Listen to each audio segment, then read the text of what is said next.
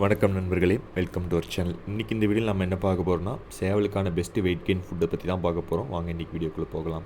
இப்போ நான் உங்களுக்கு இந்த பவுலில் போட்டுருக்க மிக்சர் பார்த்திங்கன்னா, அரிசி, கம்பு, அது போக கோழி தீவனம் கொஞ்சம் மிக்ஸ் பண்ணியிருக்கேன். நிறைய பேர் இந்த மிக்ஸ் தான் யூஸ் பண்ணுவாங்க, அதை யாரும் வெளியே சொல்கிறதில்ல. அதே மாதிரி பார்த்திங்கன்னா, அதில் ஒரு முட்டை இந்த மாதிரி உடச்சி ஊற்றி நல்லா மிக்ஸ் பண்ணிக்கோங்க. மிக்ஸ் பண்ணிவிட்டு அதை ஒரு 5 நிமிஷம் இல்லை ஒரு 10 நிமிஷம் அப்படியே விட்டுருங்க. ஏன்னா அப்போ தான் அது கொஞ்சம் அந்த அரிசியோடு நல்லா ஒட்டிக்கும். நீங்கள் அப்படியே வச்சிங்கன்னா அது கொஞ்சம் சரி வராது. ஒரு 2 நிமிஷமோ இல்லை 3 நிமிஷமோ வச்சுட்டு அதுக்கப்புறம் நீங்கள் சேவலுக்கு வச்சிங்கன்னா சேவல் நல்லா சாப்பிடும். இந்த தீனி கொடுத்தீங்கன்னு வைங்களேன், சேவல் நல்லா வெயிட் கெயின் ஆகும். இது நிறைய பேர் சொல்கிறது இல்லை.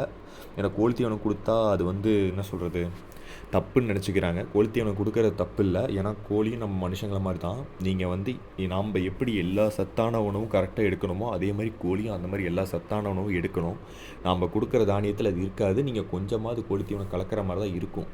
அது எந்த விதத்துலேயும் உங்கள் சண்டையோ எதையுமே பாதிக்காது. இது நிறைய பேர் சொல்கிறது இல்லை. ஏன்னா சொன்னால் அப்புறம் எல்லாத்துக்கும் தெரிஞ்சிருங்கிற ஒரு காரணம் தான். கூட இந்த மாதிரி முட்டையை வச்சிங்கன்னா கோழியோட வளர்ச்சியும் நல்லாயிருக்கும், கோழிக்கு கால்சியம் சத்தும் கிடைக்கும். இப்போது நீங்கள் இந்த வீடியோவில் பார்த்த பட்டா நம்மளுது தான். அது இன்னும் கூட ஆரம்பிக்கலை. இந்த சைஸை நான் ஏன் கேஜ் பண்ணியிருக்கேன்னா, அங்கே கொஞ்சம் திருட்டு போகிற விஷயம், அது போக கீரி தொல்லை அதிகமாக இருக்குங்கிறதுனால இந்த சைஸ்லேயே நான் கேஜ் பண்ணியிருக்கேன். இப்போ இந்த சைஸில் கேஜ் பண்ணால் நீங்கள் நார்மலான தீனி கொடுத்தீங்கன்னா கண்டிப்பாக அதோட ஃபுல் பொட்டென்ஷியல் வராது. அதாவது அதோட முழு சைஸ் அந்த கோழி கண்டிப்பாக வராது. வளர்ச்சியில் கொஞ்சம் கம்மியாகிடும். அதனால் இந்த மாதிரி நம்ம கேஜ் பண்ணும்போது இந்த மாதிரி முட்டையும் கோழி தீவனமும் கொஞ்சம் கலந்து வச்சோம்னா அந்த ஃபுல் சைஸ் கண்டிப்பாக வந்துடும்.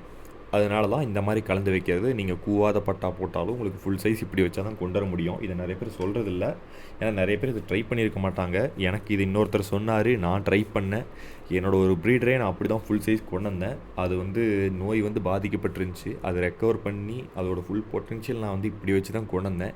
அது வெளியே மேய்ஞ்சிருந்தால் கண்டிப்பாக, இல்லை நான் கேஜில் வச்சு நார்மல் தீனி கொடுத்துருந்தா கண்டிப்பாக அந்த ப்ரீடர் ஃபுல் பொட்டென்ஷியல் வந்திருக்காது.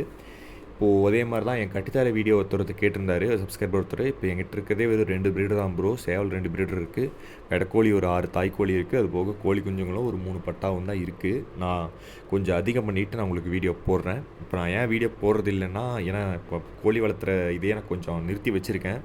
ஏன்னா நம்ம கோழியவே பார்த்துக்கிட்டு இருந்தால் லைஃப்பில் நீங்கள் என்றைக்குமே முன்னேற முடியாது ப்ரோ. ஏன்னா கோழியை நீங்கள் என்றைக்குமே முழு நேர தொழிலாக பண்ணாதீங்க. எனக்கு தெரிஞ்சு அதை பண்ணுறது அந்தளவு சேஃபும் இல்லை. ஏன்னா லைஃப் ஸ்டாக் எந்த பொருள் நீங்கள் உயிருள்ள பொருள் முழு நேர தொழிலாக பண்ணாலுமே அது நிரந்தரம் கிடையாது. இன்றைக்கே ஒரு நோய் வருது, இல்லை இப்போ அந்த புயல் வந்துச்சுல்ல, அந்த மாதிரி புயல் வருது, பயங்கரமாக மழை பெய்யுதுன்னா நீங்கள் போகலன்னா கண்டிப்பாக உங்கள் ரிங் கேஜில் இருக்கிற எல்லா சேவலும் காலி, உங்கள் எல்லா கோழியும் காலி. மாடு கூட தப்பிச்சுக்கும், கயிறு அத்துக்கும். இந்த கோழிங்கனால் அப்படி தப்பிக்க முடியாது. யோசிச்சு பாருங்கள் அது எவ்வளோ ரிஸ்க்குன்னு. இந்த மாதிரி பல சிக்கல் இருக்குது. நோய், திருட்டு, கீரி, நாய், இந்த மாதிரி பல ப்ராப்ளம் இருக்குது. ஸோ அதனால் அது ஒரு ஹாபியாக பண்ணுறது தப்பில்லை. அது ஒரு முழு நேர தொழிலாக பண்ணுறது உங்கள் இஷ்டம்தான். ஆனால் என்னை கேட்டால் நான் சஜஸ்ட் பண்ண மாட்டேன். ஏன்னா அது சரி வராது. நீங்கள் ஆனால் உங்கள் எல்லாத்துக்கும் சரி வராது நான் கண்டிப்பாக சொல்ல மாட்டேன். எனக்கு தெரிஞ்ச சிலரே நல்ல ரேட்டுக்கு விற்று நல்லா காசு சம்பாதிக்கிறவங்க இருக்காங்க. ஆனால் நான் சொல்கிறது ஒன்று தான், நிரந்தரமான தொழில் கிடையாது. அதனால் நிரந்தரமான தொழில் ஒன்று கையில் வச்சுக்கிட்டு நீங்கள் அதுக்கப்புறம் நீங்கள் கோழி பண்ணுறது தப்பு இல்லை. இதை நிரந்தரமான தொழிலை எடுத்து நீங்கள் இதை பண்ணிடக்கூடாது. அதுதான் நான் சொல்ல வர ஒரே விஷயம். அதே மாதிரி இன்னொருத்தர் கேட்டிருந்தார், இப்படி இன்ப்ரீடிங் பண்ணிட்டே வந்தால் நோய் எதிர்ப்பு சக்தி ரொம்ப குறைஞ்சிரும் ப்ரோ அப்படின்னாரு. அவர் சொல்கிறது ஆக்சுவலி கரெக்டு தான், தப்பில்லை. ஆனால் அதுக்கு தான் இன்னொரு வழி இருக்குது. நான் அந்த வழியை நான் உங்களுக்கு அந்த வீடியோவில் சொல்லியிருக்க மாட்டேன். இப்போ நீங்கள் இந்த மாதிரி இன்ப்ரீடிங் பண்ணிட்டு வர ஒரு குறிப்பிட்ட ஜென்ரேஷன், ஒரு 10 ஜென்ரேஷன் தாண்டும் போது மேபி உங்களுக்கு கால் ஃபால்ட் ஒரு 10 பட்டா வருதுன்னா இல்லை ஒரு 3 பட்டா கால் ஃபால்ட் வரலாம். நோய் எதிர்ப்பு சக்தி கொஞ்சம் கம்மியாகலாம். இந்த மாதிரி கம்மியாகும் போது நாம் இந்த மாதிரி கொஞ்சம் கம்மியாச்சுன்னா அது பிரச்சனை இல்லை, நாம் மருந்து கொடுத்து ரெடி பண்ணிக்கலாம். இப்போ அதே பார்த்தீங்கன்னா ரொம்ப கம்மியாகுது, நீங்கள் நிறைய ஜென்ரேஷன் ப்ரீட் பண்ணிட்டீங்கன்னா அதுக்கு ஒரு வழி தான் இருக்குது. நீங்கள் இந்த மாதிரி ஸ்டார்டிங் லைனேஜ் செட் பண்ண ஆரம்பிக்கும் போது 2 லைனேஜ் நீங்கள் செட் பண்ணி வைக்கணும். இப்போ நீங்கள் தந்தை வழியில் ஒரு லைனேஜ் இங்கே செட் பண்ணி வைக்கிறீங்க. அதே மாதிரி இன்னொரு இடத்துல வேறு சேவல் வச்சு இன்னொரு லைனேஜ் செட் பண்ணி வச்சுட்டு இதே மாதிரி இன்ப்ரீட் பண்ணிட்டே வந்தீங்கன்னா இந்த மாதிரி ஒரு 10 ஜென்ரேஷன் போகும்போது உங்களுக்கு ஒரு எக்ஸாம்பிளுக்கு சொல்கிறேன், 10 ஜென்ரேஷனில் உங்களுக்கு ஃபால்ட் வராது. இப்போ 10 ஜென்ரேஷன் போகுது, உங்களுக்கு இந்த மாதிரி நோய் எதிர்ப்பு சக்தி குறையுது, ஃபால்ட் வருதுன்னா அந்த 2வது கட்டுத்தரையில் இருக்க நல்ல சேவல், நல்ல பட்டா ப்ரீடர் சேவலை கொண்டு வந்து இங்கே இந்த கட்டுத்தரையில் போட்டு இங்கே இருக்க ப்ரீடர் சேவல் பட்டா தூக்கி அங்கே போட்டுடணும். இதில் என்ன நோட் பண்ண வேண்டிய விஷயம்னா, நீங்கள் 2 கட்டுத்தரையிலுமே ஒரே சண்டை இருக்க சேவலாவோட லைனேஜாக செட் பண்ணி வச்சுருக்கணும். அப்போ தான் உங்களுக்கு லைனேஜ் அப்படியே மெயின்டைன் ஆகும். நீங்கள் இப்படி மாற்றி போடும்போது உங்களுக்கு 2 பிளட் லைனுமே வேறு பிளட் லைனு. ஸோ இது இன்ப்ரீடிங் கணக்கில் வராது உங்களுக்கு. இது வந்து உங்களுக்கு வந்து புது ப்ரீடிங் கணக்கில் தான் வரும். அதாவது வேறு 2 பிளட் லைன் டோட்டல் டிஃப்ரெண்ட்டான 2 பிளட் லைன் தான் நீங்கள் இப்போ நீங்கள் கிராஸ் பண்ணுறீங்க. ஸோ உங்களுக்கு இந்த ப்ராப்ளம் வராது சகோ. நீங்கள் இந்த மாதிரி மெயின்டைன் பண்ணிட்டே வரலாம். நீங்கள் இங்கே ஃபால்ட்டு வரும்போது அங்கே தூக்கி போடலாம். இந்த மாதிரி பண்ணிட்டே வந்தீங்கன்னா உங்களுக்கு ஃபால்ட்டு வராது. உங்களுக்கு நோய் எதிர்ப்பு சக்தியும் உங்களுக்கு குறையாமல் இருக்கும், ஃபால்ட்டும் உங்களுக்கு கம்மியாக வரும்னு வைங்களேன். இப்போ இந்த ஃபால்ட்டு வரதை நம்ம எதுவுமே பண்ண முடியாது. இப்போ ஒரு 10 பட்டா வருதுன்னா ஒரு 2 ஃபால்ட்டு வரலாம். ஆனால் உங்களுக்கு மீதி வர 10மே சண்டை கேரண்டியாக சூப்பராக இருக்கும். நீங்கள் ரேட்டு வச்சு விற்க முடியும். நீங்கள் நார்மல் ரீடிங் பண்ணிகிட்டு இருந்தீங்கன்னா அதில் 10ல் வெறும் 3 தான் நல்ல சண்டை வரும். அந்த 3 நல்ல சண்டை நீங்கள் மார்க்கெட்டிங் பண்ணுறது கஷ்டம்தான். ஏன்னா உங்ககிட்ட இருக்க மீதி எதுக்குமே அந்தளவு சண்டை இருக்காது. ஆனால் இது உங்களுக்கு அப்படி கிடையாதுங்கிறனால தான் நான் இப்படி சொன்னேன். அதே மாதிரி லைனேஜ் வந்து இன்ப்ரீடிங் பண்ணாமல் எப்பயுமே நீங்கள் செட் பண்ணவே முடியாது. இது எல்லாத்துக்குமே தெரியும். பெரிய கட்டாளிங்கலேருந்து இப்போ கோழி வளர்த்துறவங்க வரைக்கும் எல்லோரும் இன்ப்ரீட் பண்ணி மட்டும்தான் லைனேஜ் செட் பண்ணுறாங்க. இப்போ நிறைய பேர் இன்டர்வியூவில் கூட சொல்லிட்டு தான் இருக்காங்க. அதே மாதிரி இன்னொருத்தர் சொல்லியிருக்காரு, நீங்கள் வந்து இப்போது கண்ணதாசனோட பையனால் வந்து கண்ணதாசன் மாதிரி கவிதை எழுத முடியாது அந்த மாதிரி அவர் சொல்லியிருந்தார். இப்போது அதாவது அப்பாவோட திறமை பையனுக்கு வராதுங்கிற மாதிரி அவர் சொல்லியிருக்காரு.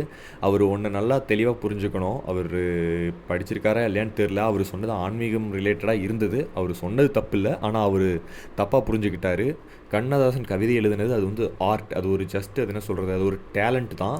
அது வந்து ஒரு ஃபிசிக்கல் ஒர்க்கோ இல்லை வந்து உடல் சார்ந்த ஒரு விஷயமோ கிடையாது. இப்போது நீங்கள் ஒரு ஜிம்முக்கு போகிற பாடி பில்டர் எடுத்துக்கோங்க, நல்லா உடம்பு வச்சுருக்காருன்னா அவரோட ஜெனட்டிக் தான் அவரோட பையனுக்கும் பாஸ் ஆகும். அவரோட பையனுக்கும் அந்தளவு உடம்பு கெப்பாசிட்டி இருக்கும். அவன் ஜிம் போனாலும் அதே ஃபிசிக் கொண்டு வர முடியும். அதே மாதிரி தான் கோழியில் அப்பா சேவல் எப்படி இருக்கோ நம்ம இன்வைட் பண்ண அந்த அப்பா சேவலோட உடல்வாகு தான் அந்த கோழி குஞ்சுங்களுக்கும் வரும், பட்டாக்கும் வரும். அந்த அப்பா சேவலோட சண்டை தான் அந்த பட்டாக்கும் ட்ரான்ஸ்ஃபர் ஆகும். இதுதான் கணக்கு. இது வந்து ஜெனட்டிக்ஸில் தான் வருமே தவிர இது வந்து ஆர்ட்லேயோ இல்லை டேலண்ட்லேயோ கண்டிப்பாக வராது. அதை அவர் நல்லா புரிஞ்சுக்கணும். அவருக்கு அது தெரிலன்னு நினைக்கிறேன். அவர் மாற்றி சொல்லியிருப்பார். ஜெனட்டிக் தான் எல்லா வேலையுமே இங்கே மனுஷங்கள்லேருந்து மாடுலேருந்து கோழி வரைக்கும் எல்லாமே உங்களுக்கு ப்ளே பண்ணுது. அதனால் அதை அவர் நல்லா புரிஞ்சுக்கணும்னு நினைக்கிறேன். உடல் வாகு, அதோட கெப்பாசிட்டி, நிறம், இந்த சண்டை இது மட்டும்தான் உங்களுக்கு வந்து போகுமே தவிர மித்தபடி வேறு எதுவுமே எக்ஸ்ட்ராவாக உங்களுக்கு வந்து இன்ப்ரீடிங் பண்ணும்போது போகாது. மனுஷங்கள்லேயும் அதே மாதிரி தான். இப்போ ஒரு நல்ல பாடி பில்டரை வந்து ஒரு பொண்ணை கல்யாணம் பண்ணுறாரு, அவருக்கு ஒரு குழந்தை பிறக்குது, அந்த பையன் வந்து ஜிம் போகிறான்னா அவனுக்கு அவரோட அப்பாவோட அந்த உடல்வாகு தான் வருமே தவிர அவரோட அதே நாலேஜ், அவர் சிங்கராக இருக்காருன்னா இவரும் நல்லா பாடுவார் அப்படிங்கிறது சொல்ல முடியாது. ஆனால் கண்டிப்பாக அவர் சிங்கராக இருந்தால் இந்த பையனுக்கும் நல்ல வாய்ஸ் வரும், அது கேரண்டி. அதே வந்து இப்போ அவருக்கு நல்ல கணக்கு வழக்கு வருதுன்னா அதே பழக்கம் வந்து அவங்க பையனுக்கு வரும்னா அது வந்து வராது.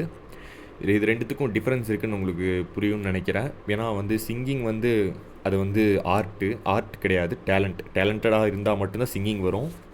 அதே இந்த கணக்கு வழக்கு, டான்ஸ் இதெல்லாம் வந்து யார் வேணாலும் கற்றுக்கிட்டால் போதும். ஆனால் இந்த பாடுறது இதெல்லாம் வந்து நல்ல குரல் வளம் வேணும். அதெல்லாம் வந்து ஜெனட்டிக்கலாக பாஸ் ஆனால் தான் உண்டே தவிர எல்லாருனாலையும் நல்லா பாடிட முடியாது. ஆனால் சொல்லுவாங்க சிங்கிங் இஸ் ஆர்ட், எல்லாருனாலும் நல்லா பாடலாம். அதெல்லாம் வாய்ப்பே கிடையாது. அந்த மாதிரி தான் கோழிலையும். அதை நல்லா புரிஞ்சுக்கோங்க.